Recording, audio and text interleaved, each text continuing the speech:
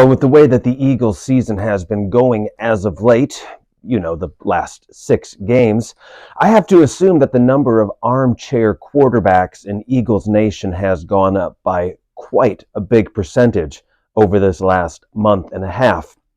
You know what I mean. The people who, of course, sit in their armchairs have probably never thrown a football in their lives, and yet they know probably how to coach the team better and definitely how to play the game better.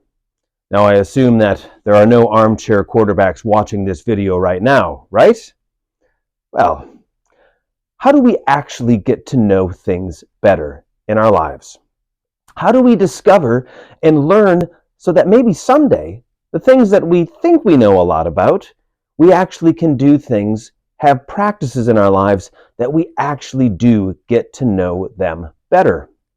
How do we go from the armchair to being an actual quarterback? Now, clearly, we could read a lot, we could study more, but really, that only gets us more information, and it only gets us so far in getting to know something better. A stack of books does not an expert make. So what can we do? Well, we heard this past Sunday the story of Philip and Nathanael, and Philip gives us a very important insight in how we can truly get to know things better.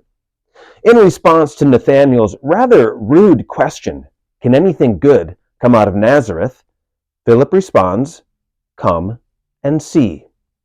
He doesn't say to Nathanael, "Here's a whole bunch of books about Nazareth. Why don't you read up on this and then you'll know better?" No, he says, "Come and see." Come and find out for yourself. Come and experience. Come and know. Come and see. Come and see underlines the difference between hearing about something happening and actually being a part of it. And that is exactly what Jesus invites us to do, to come and see, to be a part of it. Love does not sit in an armchair. Love takes the field. Now, this is, of course, captured most profoundly and powerfully in God's expression of love for us. The incarnation of Jesus Christ is as though God said, if I am going to invite them to come and see, well, I think I'm going to have to go, come and see first. And so in Bethlehem, in the manger, in the Christ child, God came and saw.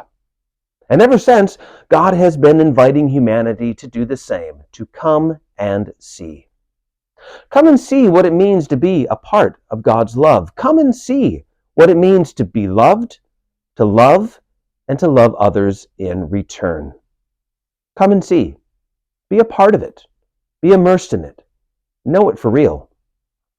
I find over and over that I am led to answer questions that I get asked quite often in the same way. Questions of, who are you at Christ Church?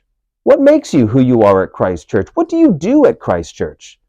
And so, of course, I begin to talk about our services. I definitely mention how short the sermons are, but also how much fun we have and how wonderful the music is and the wonderful community that we are. And then I start talking about how we love our neighbor and the long list of things that we do on a monthly, weekly basis to love our neighbor. And as I'm running out of breath doing so, it pops into my mind. And I say, why don't you come and see? Because truly to know us and to know how we are following Christ and loving God is all about coming and seeing and being with us. So that is our invitation to everyone. Come and see. We can explain, we can write words on paper, we can make lists, but truly, to truly know us, to truly know God's love is all about come and see. God does not call armchair quarterbacks. God calls us to experience, to be immersed in God's life. Come and see.